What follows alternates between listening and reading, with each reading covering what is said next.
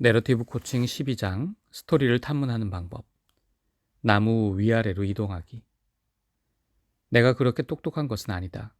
그러나 나는 질문들에 오랫동안 머문다. 어려운 한 문제를 푸는데 1시간이 주어진다면 나는 그 문제를 정의하는데 55분을 쓸 것이다. 알버트 아인슈타인. 코칭에서 탐문은 사람들이 자기 내러티브를 드러내고 탐구하고 활용해서 중요하다고 생각해온 삶이나 일에서 변화를 이룰 수 있게 돕는 것입니다. 결과적으로 그들이 말한 이슈 해결뿐만 아니라 앞으로 나아가는 기초가 될 성숙과 능력을 향상시킵니다. 이런 점에서 내러티브 접근법에서는 간단한 방법으로 탐문합니다. 우리는 문제를 이해해야 한다거나 또는 문제를 제거하면 해결이 된다는 가정에 관심을 쏟지 않습니다. 그 대신 우리는 고객이 가장 달라지고 싶은 것, 그리고 성공했다는 것을 어떻게 알 수 있는지가 명료해지는 질문들을 합니다. 경청과 질문을 오가면서 우리는 고객의 스토리에 대한 도전, 재정의 또는 재해석을 하기 쉽지만 고객의 현재 경험과 내러티브와 충분히 가까워서 접근할 만하게 보이는 요소를 찾습니다. 이것의 의미는 처음에 특히 내러티브 코치는 거의 질문하지 않는다는 것입니다. 2절에서는 앞으로 경청과 탐문의 연결을 탐구한 뒤 내러티브 코칭에서 많이 하는 질문 유형을 설명하기 위해 다시 나무 주위를 원을 그리며 도는 새라는 코칭의 비유로 되돌아갈 것입니다. 다음 프레임은 내러티브 코칭에서 사용하는 경청과 탐문의 상호작용을 보여줍니다. 외부 세계 1. 구조적 경청, 말하고 있는 것은 무엇인가? T1을 지나 내부 세계, 그리고 과거. 2. 탈구조적 경청, 말하지 않고 있는 것은 무엇인가? T3를 지나 미래. 3. 탈구조적 질문, 말하고 싶어하는 것은 무엇인가? T3를 지나 4. 구조적 질문, 다르게 말하고 있는 것은 무엇인가? 이것은 그림 25, 코칭에서 탈구조적이면서 구조적인 접근법을 설명합니다. 탐문에 대한 내러티브 코칭 접근법은 구조적 경청에서 특정 심리치료 영역에서의 탈구조적 경청으로의 바꾸기를 통합합니다. 탈구조적 경청은 사람들의 스토리를 구체화하지 않고 있는 그대로 수용하고 이해하며 아직 스토리화되지 않은 내러티브 측면을 여는 것입니다. 일단 서로 충분히 이해하고 나면 질문하기로 바꿉니다. 탈구조적 질문은 사람들이 다른 관점에서 자기 스토리를 보고 그것이 어떻게 구조화되었는지 또는 심지어 자기가 어떻게 구성했는지 알아차리고 그 한계를 알고 다른 가능한 내러티브를 발견하도록 초대합니다. 나는 좀 더 완벽한 코칭 주기를 나타내기 위해 구조적 경청과 구조적 질문을 추가했습니다.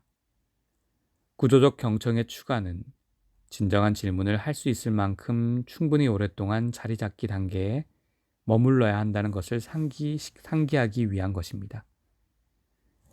구조적 질문의 추가는 결과가 통합되기 시작하는 것을 확인할 만큼 충분히 유지하기 단계에 머물러야 한다는 것을 상기하기 위한 것입니다. 이와 같은 추가는 탐문함으로써 경청하게 되는 것이 아니라 경청이 탐문을 가져온다는 내러티브 코칭의 전제를 강조해 줍니다. 이러한 고객과의 관계 방식은 모두 내러티브 코칭의 4단계 중 한 단계와 내러티브 다이아몬드의 4가지 요소 가운데 하나와 관련이 있습니다. 앞에서와 마찬가지로 이것들은 필수적으로 선형적 프로세스의 단계가 아니라 나선형 곡선 경로를 따른 단계입니다.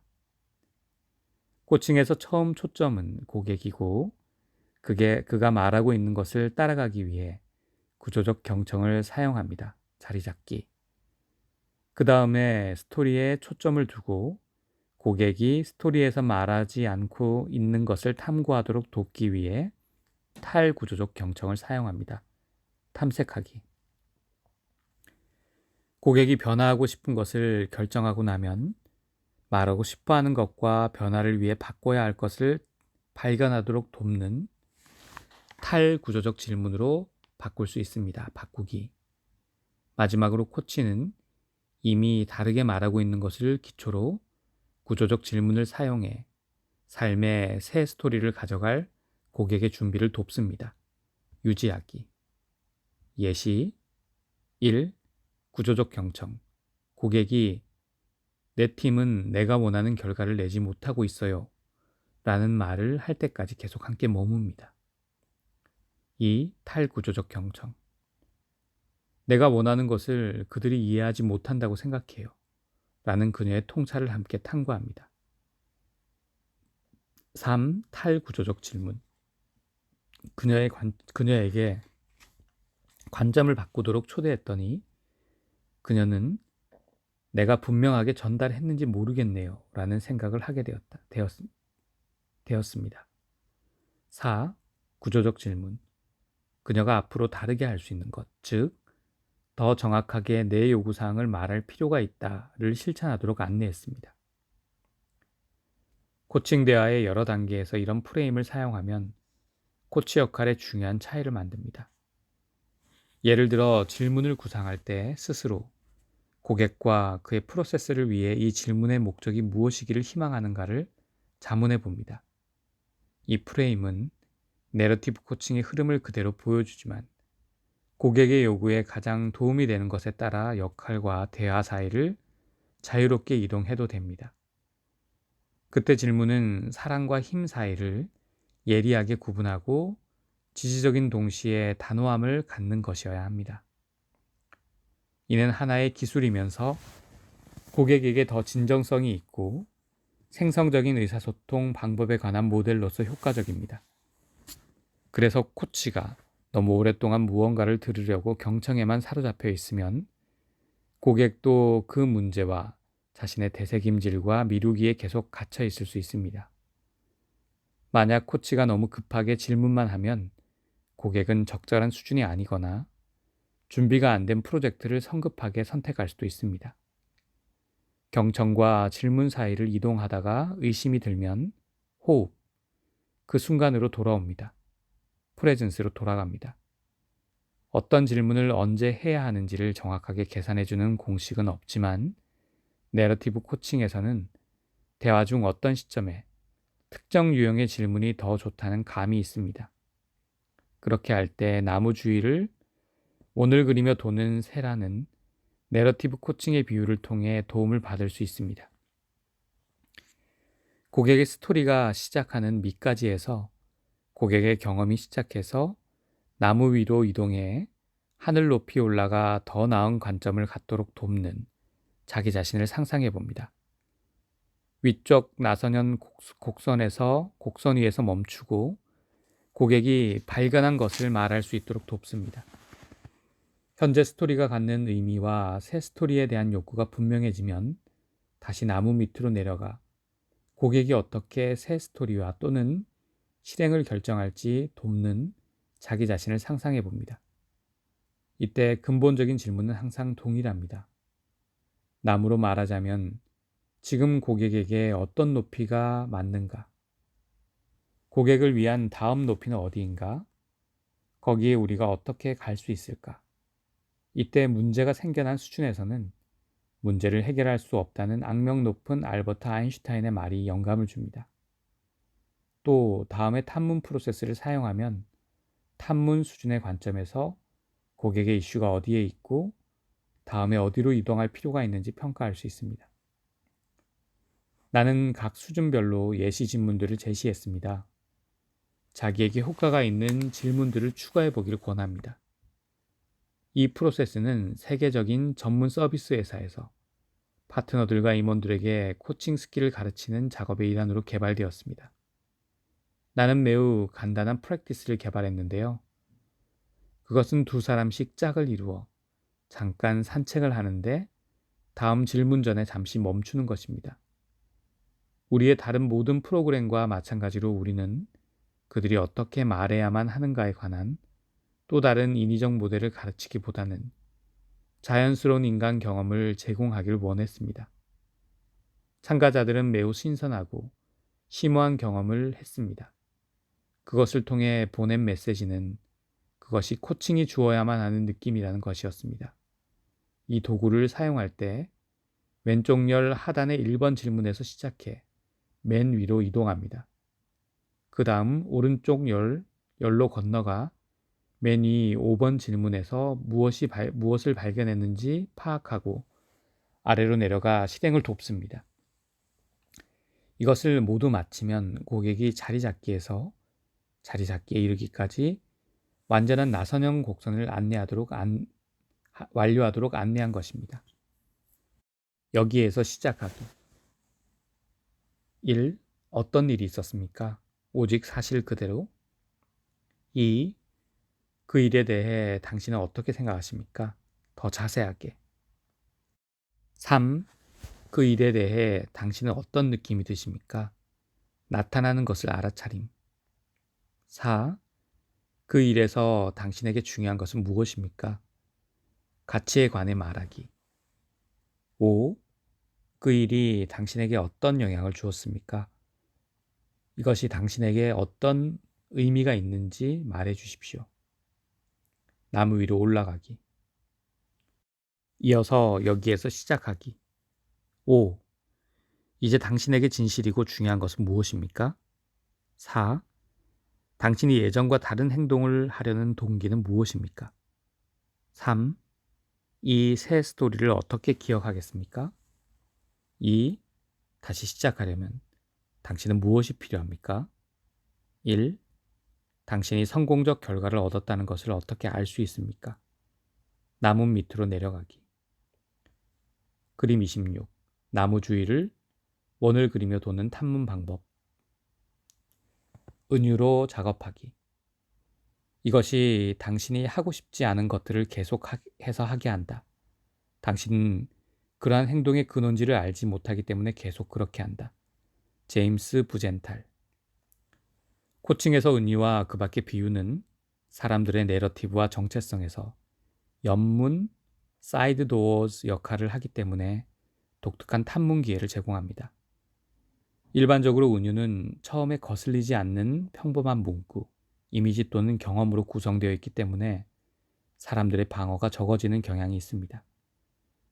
은유는 우리의 무의식을 이미지로 드러내려는 시도로 그것을 통해 우리의 관심 대상인 우리 자신의 측면을 알아차릴 수 있습니다. 그것은 마치 우리의 무의식과 무언의 삶이 이러한 내러티브 조각들에서 인정받으려고 애쓰는 것과 같습니다. 그것들은 개인의 자기감을 구성하는 중요한 내러티브의 생생한 부분을 표시하는 경우가 많고, 그래서 위태로워진 더 광범위한 우리의 이슈를 드러날 때가 자주 있습니다. 그러한 이유로 우리는 내러티브 코칭에서 심리 분석보다 직접 은유 자체로 작업합니다. 내러티브 코칭에서 대부분 질문과 마찬가지로 우리는 그것에 관해서가 아니라 그것 안으로 탐문합니다. 은유와 그 밖의 비유. 우리가 작동하고 의사소통할 수 있는 정신적 모델과 언어학적 속기를 제공합니다. 상징과 문자, 감정과 논리, 의식과 무의식을 연결합니다. 고객이 아직 정확하게 의미를 알지 못하는 이슈에 관해 힌트를 제공합니다. 고객의 스토리 사이의 공간 속 고객의 세계로 접근할 수 있습니다. 고객과 코치를 그 순간의 진지한 놀이 영역으로 초대합니다. 은유는 나무 안에서 살았던 세상과 나무 위에서 본 세상을 연결해서 사람들이 그렇게 하지 않았으면 할 수 없었던 연합을 가능하게 합니다. 은유는 전혀 비교할 수 없는 두 요소를 병렬로 놓는 의사소통을 해서 청취자가 다소 맞지 않는 이미지들에서 새 비전 요소를 추출하게 유도합니다. 은유는 세상과 세상 사이의 현관에 앉아 사람들에게 자기 상황과 또는 자기 자신에 관한 관점에서 나왔다 들어갔다 이동할 수 있는 기회를 제공합니다.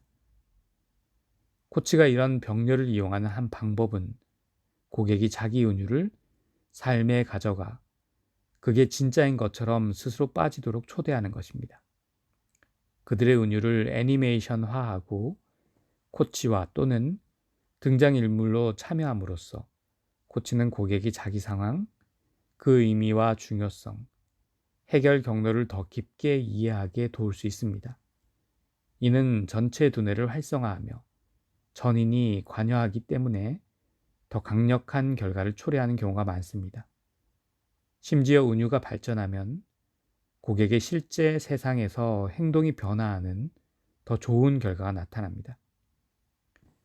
예를 들어 나는 진흙에 빠진 듯 느끼던 고객이 코칭룸 건너편으로 걸어갈 때 그것이 그녀의 삶에 미친 영향에 대한 감각적 경험을 주려고 그녀의 발을 꾹 밟았습니다. 그 경험을 다루면서 우리는 그녀가 그런 곳에서 계속 자기 자신을 찾으려고 했던 것이 어떠했는지, 자유롭게 걸어가려면 어떤 것을 바꿀 필요가 있는지 탐구했습니다. 어떤 워크숍에서 한 남성 참석자가 자기를 외로운 늑대라고 묘사했는데요. 나는 그에게 자리에서 일어나 강의장 건너편으로 걸어가 그룹과 떨어진 곳에 서 있으라고 초대하고 그와 참석자에게 어떤 일이 일어났는지 관찰했습니다. 우리 모두 1, 2분간 침묵 속에 서서 그가 그룹에서 갑자기 분리된 기분을 느낄 수 있게 했습니다. 그 다음에 대화를 했는데요. 그는 이런 행동의 원인과 어떤 식으로 균형을 이루고 싶은지를 알기 시작했습니다. 또 우리는 그룹과 함께 그 경험에서 어떤 것을 느꼈는지에 관해 이야기를 나누었습니다. 코칭 프로세스에서 생생한 은유를 직접 하게 하는 것은 그것에 관해 말만 하는 것보다 더 강력합니다. 그렇게 하면 고객은 자기 이슈에 대한 객관적인 설명이 아니라 주관적인 경험을 할 수 있습니다. 나는 고객이 의미 있게 보이는 은유를 사용하면 잠시 멈춘 다음 그때 그곳에서 그것을 탐구합니다. 그것은 우리가 사람들의 이슈에 새롭게 직접적으로 접근하는 수단이 됩니다. 본성이 문자 중심인 사람들과 작업할 경우 은유의 명백한 부분을 이해시킨 다음 그 상징적 의미를 탐구합니다. 본성상 상상력이 더 풍부한 사람들과 작업할 때는 상징적 측면을 이해하게 한 다음 더욱 문자적 함의를 함께 탐구합니다. 나는 은유와 비유로 작업하는 것을 즐기는데요. 그것은 진지한 놀이이고 그렇기 때문에 고객 이슈의 핵심 역동에 접근할 수 있기 때문입니다. 고객과 작업할 때 이슈의 본질을 포착하는 정지된 화면의 순간을 만들 수 있는 시점이 보이는 경우가 많습니다. 진흙에 빠진 듯했던 고객의 경우에 그녀가 바닥에서 발을 들어 올리려고 했던 순간, 고독한 늑대라고 했던 고객의 경우에는 그가 처음으로 고개를 들어 새롭게 강의장 건너편에 있던 그룹을 보았던 순간이 바로 그런 순간이었습니다. 결국 성급하게 해석이나 객관화하기보다는 이미지의 모호성에 머무는 것이 가장 효과적입니다. 그대로 놓아두어 봅시다. 이러한 경험들은 사람들이 이 방법을 끝까지 따라가고 그것들을 처리할 충분한 시간을 갖게 되면 매우 강력해질 수 있습니다. 나는 큰 경험을 바로 토론하거나 보고하지 않는 것을 추천하는데요. 그렇게 하면 에너지와 변혁적 가능성을 희석시킬 수 있기 때문입니다. 그 대신 고객을 침묵 속에 있게 하거나 조용하게 밖에서 걸어 다니게 하면 새로운 알아차림이 안착할 수 있습니다. 고객이 그렇게 할 수 있도록 신뢰하는 어떤 사람이 조용하게 공간을 확보해주면 정말 고마운 일입니다. 그 프로세스에서 시작된 변화는 잘 관리되면 상당한 시간 동안 고객 안에서 파급력이 유지될 것입니다. 똑같은 이유에서 나는 큰 경험을 한 고객과 경험을 세우지 않는데 고객의 새 스토리가 굳어지기 전에 급하게 세상에 돌아가게 미는 경향이 있기 때문입니다. 내가 어떤 지시를 한다면 그것은 단지 현재 일어난 일을 알아차리게 하고 고객 자신을 지원하는 것일 것입니다. 이 장에서 우리는 내러티브 코칭에서 탐문의 개념화와 활용을 살펴보았습니다. 모델의 흐름에 따라 호기심과 질문을 사용하여 고객과 함께 새로운 탐문의 길을 열고 확장하며 중요하고 주의가 필요하게 나타나는 것에 집중하고 대화에서 실행을 위한 준비에 초점을 둡니다. 그렇게 함으로써 본질에서 사람들을 위한 근접 발달 영역을 만들 수 있게 되며 거기에서 사람들은 다음 문턱 임계점을 건너는 통로를 만들기 위해 요구되고 그렇게 할 때 안내받을 수 있는 것을 배울 수 있습니다.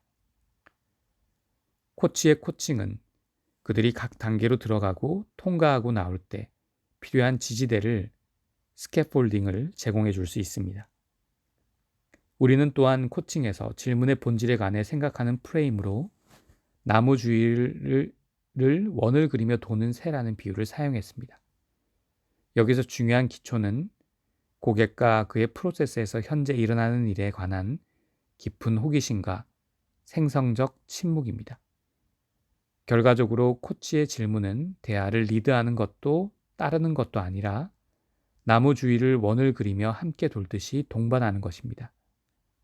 간단하지만 강력한 도구인 4개의 관문과 마음 챙김적 프로를 사용하여 코치는 고객, 작업 관계, 그리고 작업하는 장에 대한 프레젠스를 조화롭게 할 수 있습니다.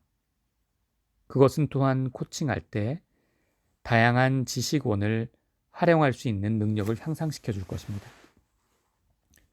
세상을 연결하는 은유로 작업하는 방법에서도 이러한 통합적이고 실험적 접근법을 똑같이 볼 수 있습니다. 결국 완벽한 질문을 했는가 보다 가장 중요한 것은 코치의 프레젠스인 경우가 많다는 것을 명심해야 합니다. 바로 내 앞에 필요한 모든 것이 있음을 믿습니다. 완벽한 질문을 했는가 보다 가장 중요한 것은 코치의 프레젠스입니다. 내 프랙티스를 위한 시사점. 해결책이 이미 존재한다는 것을 믿는다. 침묵과 들은 것에 의한 질문을 한다. 설명을 목적으로 하거나 설명하려는 것이 아니라 경험을 생성하는 질문을 한다. 과거나 미래에 대해 질문을 할 때도 스토리에 머물고 그 순간에 현존한다. 전개되는 스토리와 관계를 갖고 지원하는 곳에 자기 자신의 위치를 둔다. 질문의 대부분을 아는 것보다는 알지 못함을 향해서 한다. 연결을 위해 열린 질문을 하고 닫힌 질문으로 고객의 선택을 초대한다. 한 번에 한 가지씩 질문한다. 짧고 간단하게 요점이 있는 질문을 유지한다. 사람들은 자기가 구별할 수 있는 수준에서만 자기 삶에 개입할 수 있다.